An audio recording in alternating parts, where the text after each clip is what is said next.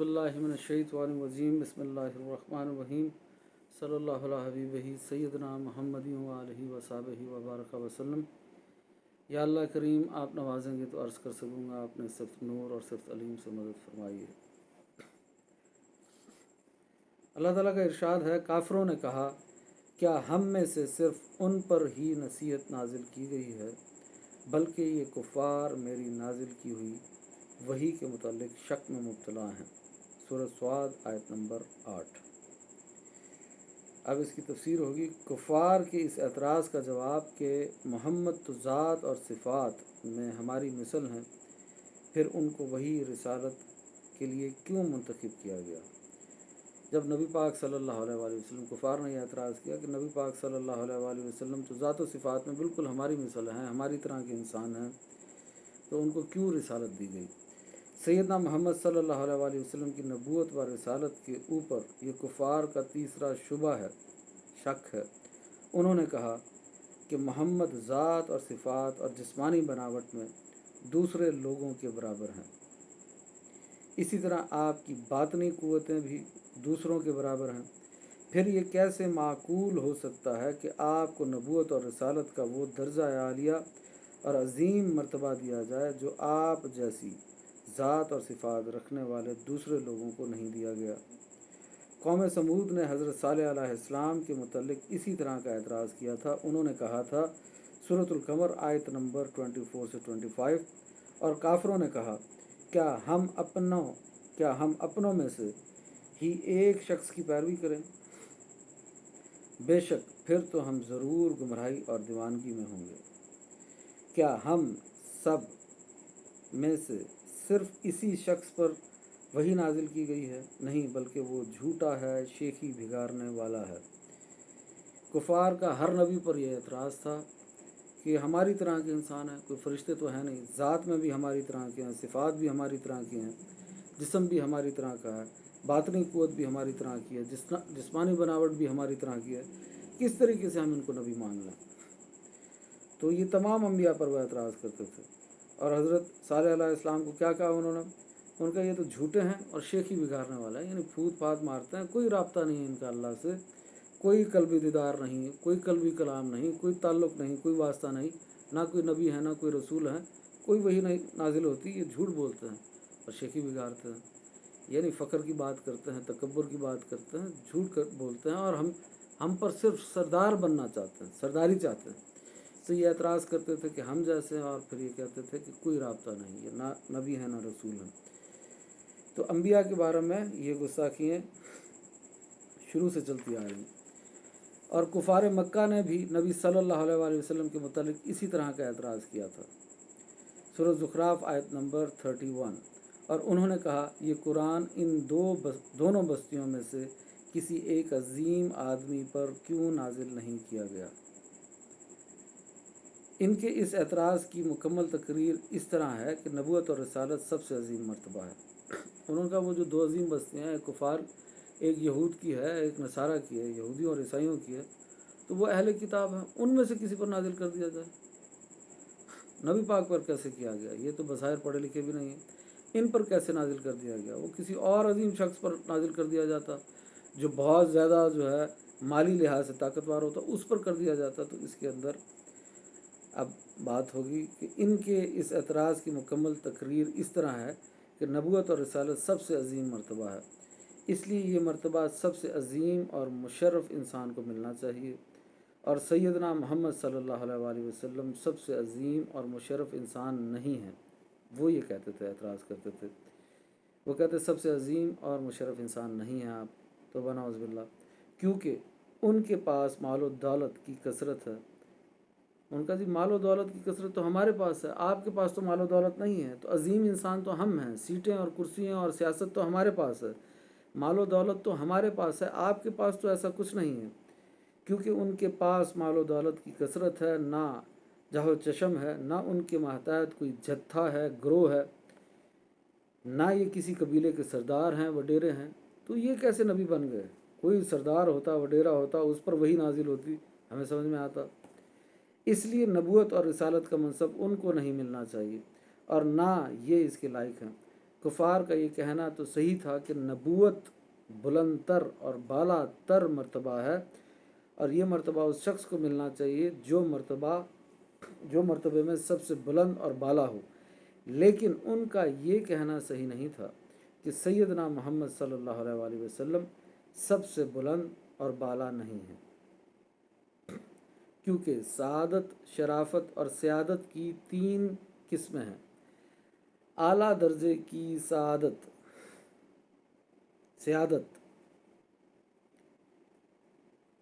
सआदत नफसानिया है। सियादत कहते हैं सरदारी को, और सआदत कहते हैं खुशबख्ती को, खुश नसीबी को, और सियादत कहते हैं सरदारी को। तो आला दर्जे की सियादत यानी आला दर्जे की सरदारी क्या है? सादत नफसानिया है, यानी उस शख्स का नफ्स और कल्ब सबसे पाकीज़ा हो, और नफ्स की तहारत और पाकीज़गी अल्लाह पर ईमान और तक़वे से हासिल होती है। सबसे अफजल तरीन सरदारी ये होती है कि किसी का नफ्स पाक हो, उसका दिल पाक हो, उसकी सोचें पाक हों, उसकी नफ्स की तहारत हो, वो पाकीज़ा हो, और फिर वो अल्लाह पर ईमान लाता हो। तो नफ्स कैसे पाक होगा, पाकीज़गी कैसे हासिल होगी? अल्लाह पर ईमान लाने से और तक़वे से हासिल होती है।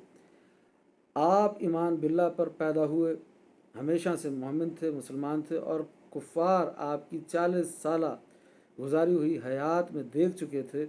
आप सबसे ज़्यादा इफ़्फ़त माब, इबादत गुज़ार, उम्दा इखलाक के मालिक और तमाम लोगों में सादिक और अमीन मशहूर थे, जैसा कि कुरान मजीद में है, सूरत यूनस आयत नंबर 16। मैं इससे पहले उम्र का एक बहुत बड़ा हिस्सा तुम में गुजार चुका हूँ, क्या पस तुम अकल नहीं रखते? नबी पाक ने फरमाया, जब मैं इतना अरसा नबूवत से, क्योंकि 40 साल की उम्र में नबूवत का आपने ऐलान फरमाया, तो मैं इतना हिस्सा आपके अंदर मैंने अपनी ज़िंदगी का गुजार दिया, तो आपको अभी अकल नहीं आई कि मैं सादिक भी हूँ, अमीन भी हूँ। तो सियादत और सआदत का दूसरा मर्तबा जिस्मानी और बदनी है। पहला मर्तबा तो ये था कि आपका नफ्स पाक हो, और दूसरा मर्तबा यह है कि जिस्मानी और बदनी सियादत कैसे होती है, सरदारी कैसे होती है। तो सियादत और सआदत का दूसरा मर्तबा जिस्मानी और बदनी है, और आप कबाइल अरब में सबसे अफजल कबीला कुरैश और इसकी सबसे अफजल शाख बनु हाशिम में पैदा हुए, यानी सब जगहों पर, तमाम ज़मीन पर सबसे अफजल कबीला जो था वो कुरैश है, और उसमें जो सबसे अफजल तरीन शाख है वो बनु हाशिम है, क्योंकि आप नबी पाक सल्लल्लाहु अलैहि वसल्लम उसमें पैदा हुए, इसलिए आपकी निस्बत से सबसे अफजल तरीन ख़ानदान जो है वो हाशमी है। और आपके दादा हज़रत अब्दुल मुत्तलिब तमाम अहले मक्का में बुज़ुर्ग और बरतर माने जाते थे, और आपका जिस्मानी हुस्न व जमाल और आपकी वजहात सब पर फाइक थी। सो नफसानी और जिस्मानी शर्फ के लिहाज से आप ही सबसे अफजल और बरतर थे। और रहा सियादत का तीसरा मर्तबा,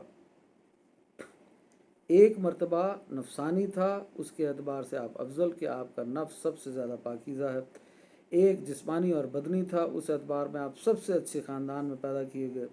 और एक मर्तबा जो है जिसका अभी ज़िक्र होगा यहाँ, और तीसरा मर्तबा वो खारजी और इजाफ़ी वजूद से है, यानी मालो दौलत और दुनियावी शान व शौकत के एतबार से किसी का ज़ायद होना। और तीसरी सरदारी ये होती है कि आप मालो दौलत में भी आप जो हैं वो दूसरों से बेहतर हों,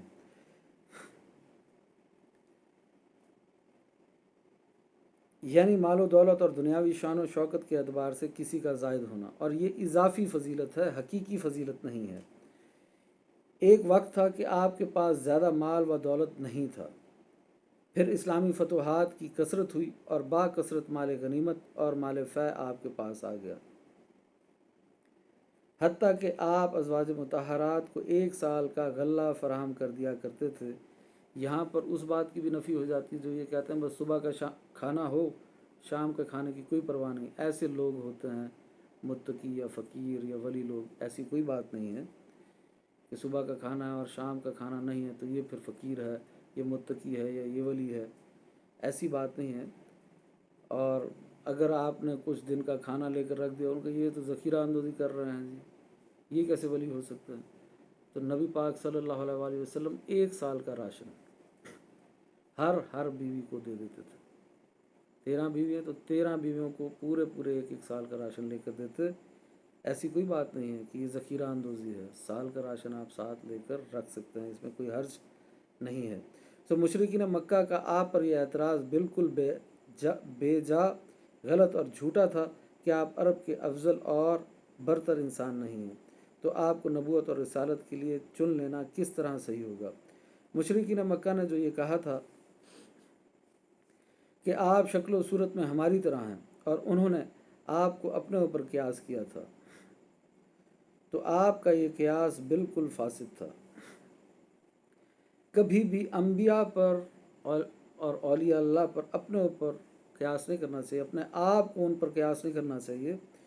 तो ये कुफ़ार का तरीका है। यहाँ पर बताया जा रहा है कि उन्होंने आपको अपने ऊपर क़यास किया था, तो उन्होंने ये क़यास बिल्कुल फासिद था, तो उनका ये क़यास बिल्कुल फासिद था। कहाँ आप और कहाँ वो। आप अव्वल खलाइक हैं, यानी सबसे पहले आपको अल्लाह पाक ने पैदा फरमाया, सबसे पहली मखलूक आप हैं। अल्लाह की ज़ात व सिफ़ात के अलावा जो कुछ मौजूद है वो सब मखलूक है। तो सबसे पहली मखलूक जो हैं वो आप हैं। सबसे पहले अल्लाह ने आपको तख्लीक फरमाया है, आपके नूर को पैदा फरमाया है, और असल मौजूदात आप हैं। और जितनी आप वजह वजूद कायनात हैं, कायनात बनने की वजह आप हैं, और जितनी चीज़ें बनी हैं, जो चीज़ें मौजूद हैं, उनकी असल आप हैं।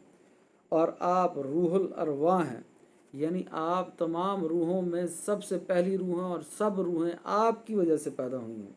सबसे पहले आपका नूर पैदा हुआ, और आपके नूर से फिर आपकी रूह को पैदा फरमाया गया, और फिर आपके नूर से बाकी रूहों को पैदा फरमाया गया। तो आप तो तमाम रूहों की भी इब्तिदा हैं, और तमाम जिस्मों की इब्तिदा भी आप हैं, और सबसे अव्वल मखलूक भी आप हैं। यानी जिसको जो कमाल मिला है, हुस्न मिला है, कमाल मिला है, वो अल्लाह पाक ने नबी पाक सल्लल्लाहु अलैहि वसल्लम की निस्बत से दिया है। आप अव्वल खलाइक हैं, असल मौजूदात हैं, और रूहुल अरवाह हैं। हर कमाल की आप असल हैं, बल्कि हुस्न और कमाल वही है जिसको आपके साथ निस्बत हो। हुस्न और कमाल सिर्फ उस चीज़ में है जिसको आपसे निस्बत हो। जिसको आपसे कोई निस्बत नहीं, उसमें कोई हुस्न और कमाल नहीं। तारीख़ की किताबों में लिखा है कि अबू लहब बहुत खूबसूरत था, उसका रंग बहुत सफ़ेद था, लाल था, और बहुत खूबसूरत था वो। तो उसकी खूबसूरती कहाँ गई? वो नबी पाक सल्लल्लाहु अलैहि वसल्लम पर ईमान नहीं लाया, अल्लाह पर ईमान नहीं लाया, नबी पाक की शान में गुस्ताखियाँ करता था, तो क्या कहा? उसकी कोई निस्बत नहीं थी, तो अल्लाह ने क्या फरमाया? अबू लहब के हाथ टूट जाएं। और हज़रत बिलाल हबशी जो थे, उनका स्याह रंग था, होंठ जो थे वो मोटे थे, पर निस्बत हजूर के साथ थी, तो अल्लाह और उसके रसूल दोनों को वो महबूब और पसंद है। तो हर कमाल की आप असल हैं, बल्कि हुस्न और कमाल वही है जिसको आपके साथ निस्बत हो, और जिस चीज़ की आपके साथ कोई निस्बत नहीं वो कमाल से महरूम है। और रहा ये कि आपकी और उनकी सूरत एक नौ और एक तरह की है, तो ये नौ में मुमासलत हज़रत आदम अलैहिस्सलाम की औलाद होने की वजह से है। अब शक्ल एक जैसी है, तो शक्ल एक जैसी होने की वजह तो यह है कि सब हज़रत आदम अलैहिस्सलाम की औलाद हैं, कि आए सबसे पहले ज़मीन पर वो पहले इंसान हज़रत आदम अलैहिस्सलाम है। पहली मखलूक नबी पाक सल्लल्लाहु अलैहि वसल्लम है। सबसे पहले पैदा नबी पाक सल्लल्लाहु अलैहि वसल्लम के नूर को किया गया है। पर दुनिया में आने के अतबार से सबसे पहले हज़रत आदम अलैहिस्सलाम आए। तो हज़रत आदम अलैहिस्सलाम तो सारे, चाहे यहूदी हों, ईसाई हों, मुसलमान हों, काफिर हों, हैं तो सारे हज़रत आदम अलैहिस्सलाम की औलाद। तो इसलिए शक्ल मिलती है। तो बस यही कि शक्ल जो मिलती है, तो इसकी वजह से तो वो क्या कहते थे कि और आपकी और उनकी सूरत एक नौ और एक तरह की है, तो ये नौ में मुमासलत हज़रत आदम अलैहिस्सलाम की औलाद होने की वजह से है, बस, और तो कोई बराबरी नहीं। वरना तो शक्ल सूरत भी आपकी वैसे नहीं है। वरना आपके शख्स करीम और उनके अशखास में कोई मुमासलत नहीं है। अगर कोई कहे कि उनकी भी दो आँखें हैं और आपकी भी दो आँखें थीं, तो हम कहेंगे कि तुम्हें इन आँखों से क्या नज़र आता है? आप तो अपनी आँखों से सामने देखते थे, पीछे देखते थे, दाएं बाएं ऊपर नीचे यकसां देखते थे। आज भी कुछ लोग ऐसी बातें कर देते हैं, हम जैसे ही इंसान हैं। तो ये कुफार का तरीका है, ये मुनाफिकीन का तरीका है, ये मुशरिकीन का तरीका है कि हम जैसे इंसान हैं। हजूर इंसान हैं, बशर हैं, इंसान होने का इनकार नहीं किया जा सकता। आप बशर हैं, इंसान हैं, पर सैयदुल बशर हैं, सैयदुल अंबिया हैं, हम जैसे इंसान नहीं हैं। ये बोली कुफार की है, ये बोली मुनाफिकीन की है, ये मुशरिकीन की है। ये मोमिनीन ऐसी बोली बातें नहीं कर सकते, उनको ऐसी बातें नहीं करनी चाहिए, ऐसी बोली नहीं बोलनी चाहिए। तो उनका हमारी भी आँखें हैं, उनकी भी आँखें हैं। तो आपकी आँखों से, आप इन आँखों से क्या देखते हैं?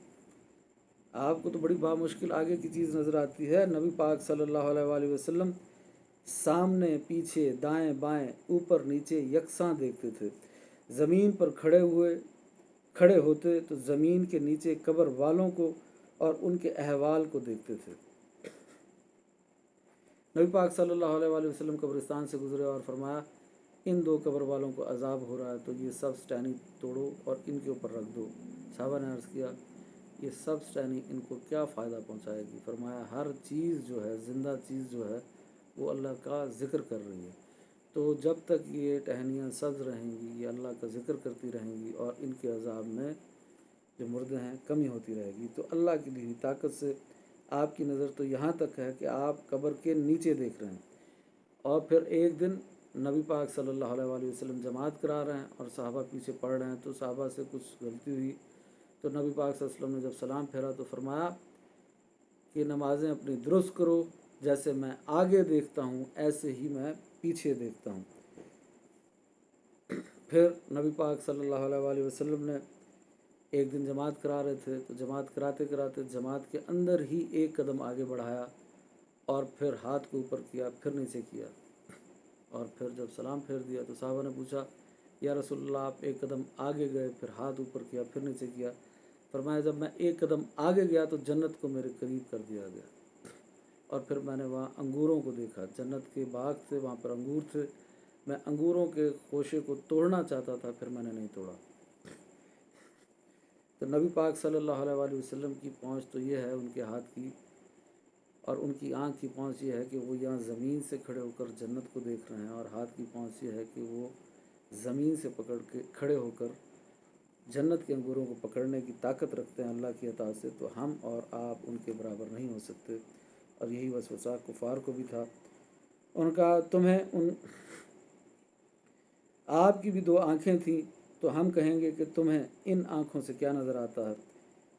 आप तो अपनी आँखों से सामने पीछे दाएं बाएं और ऊपर नीचे यकसां देखते थे। ज़मीन पर खड़े होते तो ज़मीन के नीचे कब्र वालों को और उनके अहवाल को देखते थे। आसमान के पार जन्नत को देखते थे, शाहिद और गायब को देखते थे, जो मौजूद है उसको भी देखते थे, जो हाजिर है उसको भी देखते थे, जो गायब है उसको भी देखते थे, जिन्नात और फरिश्तों को देखते थे। हत्ता कि आपने अपनी खुली आँख से बेदारी में अपने रब अज़्ज़वजल को देखा, और इसी तरह देखा कि दिखाई देने वाले ने भी दाद दी और कहा, सूरतुल नज़म आयत नंबर 17, ना आपकी निगाह बहकी ना हद से बढ़ी। जब नबी पाक सल्लल्लाहु अलैहि वसल्लम मिराज पर गए तो तब की ये आयत है। तो अल्लाह पाक ने शान बयान फरमाई है नबी पाक की इस आयत में कि आपको वहाँ पर दोज़ख भी दिखाई गई, तमाम आसमानों की सैर कराई गई, फिर दोज़ख भी दिखाई गई, जन्नत में भी आप गए, जन्नत की हूरें भी आपको दिखाई गई। तो आपने किसी की तरफ तवज्जो नहीं फरमाई, किसी की तरफ तवज्जो नहीं फरमाई। और फिर अर्श अज़ीम भी दिखाया गया, हर चीज़ दिखाई गई, लोहे महफूज भी दिखाया गया, पर आपने किसी की तरफ तवज्जो नहीं फरमाई। तो अल्लाह पाक ने क्या फरमाया, ना आपकी निगाह बहकी ना हद से बढ़ी। तो आपने किसी तरफ गोया देखा ही नहीं, यानी वो देखना सिर्फ ऐसे था कि बग़ैर तवज्जो के था। आपने जिसको तकना था, आपकी आँख उसी पर जमी रही, तो आपने किसी को नहीं देखा। वो आपका देखना ना देखने के बराबर है, क्योंकि ना आपकी निगाह बहकी ना हद से बढ़ी, क्योंकि आपकी तवज्जो ही नहीं थी किसी तरफ। तवज्जो तो आपकी थी सिर्फ अल्लाह की जानिब। जैसे कोई सफ़र कर रहा हो ट्रेन में, तो रास्ते में जो इर्द गिर्द की चीज़ें आती हैं, तवज्जो वहाँ पर नहीं होती, वो देख रहा होता है आर्जी तौर पर वक्त गुजारने के लिए।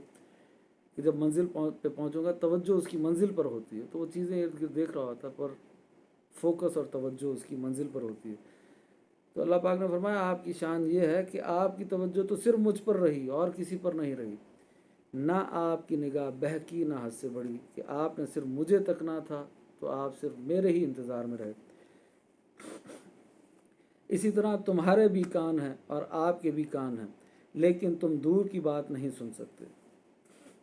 آپ دور و نزدیک کی باتیں یکساں سنتے تھے، تم بامشکل انسانوں کی باتیں سنتے ہو۔ آپ انسانوں کی، حیوانوں کی، شجر و حجر کی، جنات کی، فرشتوں کی، حتیٰ کہ رب کائنات کی باتیں سنتے تھے۔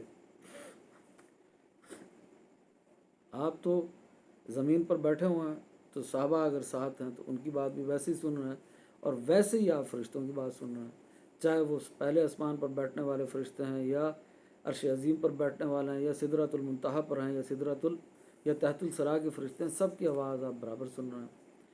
یہاں تک کہ آپ اللہ کریم کے کلام کو بھی سن رہے ہیں، اور اللہ کے کلام کو سن رہے ہیں تبھی تو یہ قرآن ہے، قرآن اللہ کا کلام ہے۔ اور کس کے ساتھ یہ کلام ہو رہا ہے؟ یہ کلام تو نبی پاک کے ساتھ ہو رہا ہے، آپ کے دل پر وہی نازل کی جا رہی ہے، تو آپ تو اللہ سے کلام کرنے والے ہیں، تو آپ تو براہ راست اللہ سے باتیں کرنے والے ہیں، اللہ کا کلام آپ پر نازل ہوتا ہے۔ تو آپ کہتے ہیں سننے میں برابر ہیں، سننے میں کیسے برابر ہو گئے؟ آپ اور میں یا وہ کفار یا کوئی اور، سننے میں کوئی برابر نہیں، کوئی فرشتہ بھی برابر نہیں، آپ تو فرشتوں سے بھی افضل ہیں۔ تمہاری بھی زبان ہے مگر تم صرف انسانوں سے بات کر سکتے ہو، آپ انسانوں سے، حیوانوں سے، شجر حجر سے، جنات سے، فرشتوں سے، حتیٰ کہ خدائے لم یزل سے بھی کلام فرماتے تھے۔ ہاتھ تمہارے بھی ہیں لیکن تمہارے ہاتھوں کی پہنچ کہاں تک ہے؟ تم کہاں تک تصرف کر سکتے ہو؟ آپ کے تصرفات کی زد میں پوری کائنات تھی اور ہے۔ چاند کو آپ نے اللہ کے حکم سے 2 ٹکڑے کر دیا، سورج کو واپس لوٹا دیا، درختوں کو بلایا وہ جڑوں سمیت آ گئے باہر، انگلیوں سے پانی کے چشموں کو جاری کر دیا۔ بتاؤ کس چیز میں ہمارے آقا سیدنا محمد صلی اللہ علیہ وآلہ وسلم تمہاری مثل ہیں؟ تو کسی صورت میں نبی پاک صلی اللہ علیہ وآلہ وسلم کسی انسان کی مثل نہیں ہے، بس انسان ہیں، ہم جیسے انسان نہیں ہیں۔ تو کفار نے یہ اعتراض کیا ہے اس آیت میں کہ یہ تو ہماری مثل ہیں اور ہمارے جیسے انسان ہیں، پھر ان پر کیوں وحی کی گئی؟ بلکہ یہ تو مال اور دولت میں ہم سے بھی کم ہے، وہی تو ہم پر ہونی چاہیے تھی۔ اس اعتراض کا جواب اللہ پاک نے آیت میں دیا اور اس کی تفسیر چل رہی ہے۔ تو آقا سیدنا محمد صلی اللہ علیہ وآلہ وسلم تمہاری مثل ہیں، تم کیا چیز ہو؟ تمہاری ہستی کیا ہے؟ تم کس شمار و قطار میں ہو؟ ان کی مثال تو نبیوں اور رسولوں میں بھی نہیں ہے۔ حضرت جبرائیل نے کہا میں نے زمین کے تمام مشارق اور تمام مغارب کھنگال ڈالے، اور سیدنا محمد صلی اللہ علیہ وآلہ وسلم سے افضل کوئی شخص نہیں پایا، کوئی شخص حضور سے افضل نہیں دیکھا میں نے۔ تو یہ المعجم الاوسط میں ہے حدیث، دلائل النبوہ میں ہے، مجمع الزوائد میں ہے، الخصائص الکبریٰ میں ہے۔ تو اس قول کی اب خلاصہ اس بات کا کہ اس قول کی کیا حیثیت ہے کہ سیدنا محمد صلی اللہ علیہ وآلہ وسلم ذات اور صفات میں ہماری مثل ہیں، تو پھر ان کو وحی رسالت کے لیے کیوں منتخب کیا گیا؟ تو یہ جو ہے یہ ان کا ایک وسوسہ ہے کفار کا، اور یہ ان کا ایک من گھڑت خیال تھا، اور جو وہ اعتراض کے طور پر بیان کیا کرتے تھے۔ اب آگے ہے، اس کے بعد اللہ تعالیٰ نے فرمایا بلکہ یہ کفار میری نازل کی ہوئی وحی کے متعلق شک میں مبتلا ہیں، بلکہ ابھی تک انہوں نے میرا عذاب چکھا ہی نہیں ہے۔ سورۃ صاد آیت نمبر 8۔ اس آیت میں ذکری یعنی میرا ذکر فرمایا، اور اس سے مراد قرآن مجید ہے یا وہ وحی ہے جو اللہ تعالیٰ نے سیدنا محمد صلی اللہ علیہ وآلہ وسلم پر نازل فرمائی ہے، اور اس کی وجہ یہ ہے کہ وہ اپنے آباء و اجداد کی اندھی تقلید میں مبتلا ہیں، اور ان دلائل سے صرف نظر کرتے ہیں جو ان کو نبی صلی اللہ علیہ وآلہ وسلم کی نبوت کے حق ہونے تک پہنچاتے ہیں، اور خود ان کو اس پر اعتماد نہیں ہے۔ कि वो नबी सल्लल्लाहु अलैहि वसल्लम को क्या कहें। कभी कहते हैं कि ये झूठे हैं, कभी कहते हैं कि ये जादूगर हैं, कभी कहते हैं कि ये शायर हैं, कभी कहते हैं कि ये दीवाने हैं।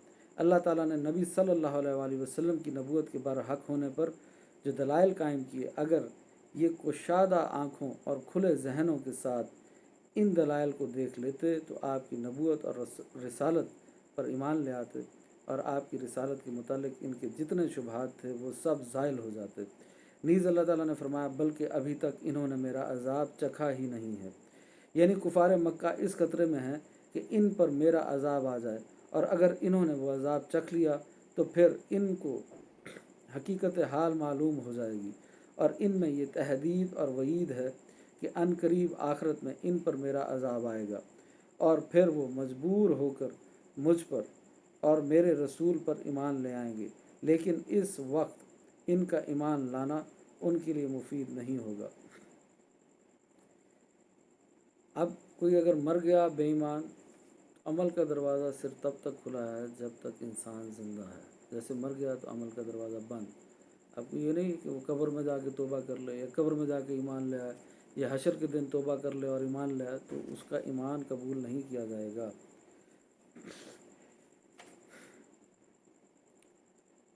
अनकरीब आखिरत में उन पर मेरा अज़ाब आएगा, और फिर वो मजबूर होकर मुझ पर और मेरे रसूल पर ईमान ले आएंगे, लेकिन उस वक्त उनका ईमान लाना उनके लिए मुफीद नहीं होगा, उनको फ़ायदा नहीं देगा। और इस आयत का मानी यह है कि अगर वो मेरा अज़ाब चख लेते और उसके दर्द का इदराक कर लेते तो मेरी वही के इनकार की जुर्रत ना करते। अलामा अजलूनी ने लिखा है कि हज़रत अली ने फरमाया, तमाम लोग ख्वाब में हैं, जब वो मर जाएंगे तो बेदार होंगे। इस आयत की दूसरी तकरीर यह है कि नबी सल्लल्लाहु अलैहि वसल्लम उनको जिस कदर अल्लाह ताला के अज़ाब से डराते थे, वो उसी कदर अपने कुफ्र और तकब्बर पर इसरार करते थे। फिर वो अपने कुफ्र पर मुसलसल इसरार करते रहे और उन पर अज़ाब नहीं आया, और ये चीज़ आपकी नबूवत की तस्दीक करने में उनके नज़दीक शक का बायस बन गई। उन्होंने कहा, जब ये नबी पाक बार बार कहते रहते हैं कि अगर तुम अल्लाह को नहीं मानोगे, मुझे नहीं मानोगे, कुरान को नहीं मानोगे, तो तुम पर अल्लाह का अज़ाब आ जाएगा। फिर उन्होंने कहा, अज़ाब तो आया नहीं है। जब अज़ाब नहीं आया तो तौबा नौज़ुबिल्लाह, आप सच्चे नबी नहीं हैं। अगर सच्चे होते तो अज़ाब आ जाता। तो फिर वो क्या कहा करते थे, उनके कौल को अल्लाह ने कुरान में बयान किया है, सूरतुल अनफ़ाल आयत नंबर 32। और जब उन काफिरों ने कहा, ए अल्लाह, अगर ये कुरान तेरी तरफ से बरहक है तो तू हमारे इनकार की वजह से हम पर आसमान से पत्थर बरसा दे, या हम पर कोई और दर्दनाक अज़ाब नाजिल कर दे। और उनके शुबे को ज़ाइल करने के लिए अल्लाह ताला ने मज़ीद फरमाया। इसकी तफसीर अगली वीडियो में होगी इंशाअल्लाह।